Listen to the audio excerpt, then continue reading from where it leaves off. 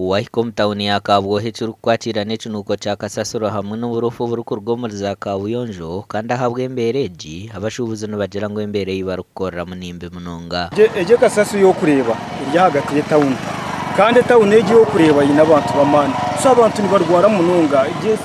Kasasiro yo kureba niturwaza munonga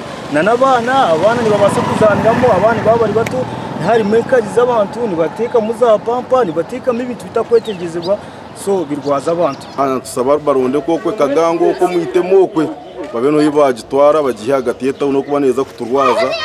icunuko ne chamani tubarete ibintu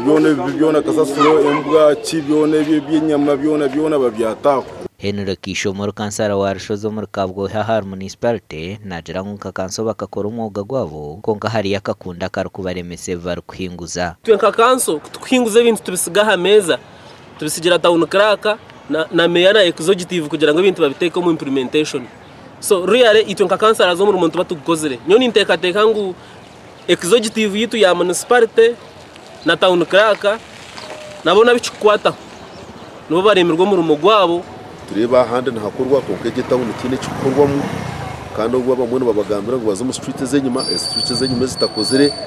so ntushaba mu municipality really igezeho ngo etahuneji yabonera twagezaho kwishyirira abacuru kwataho ahanshongeji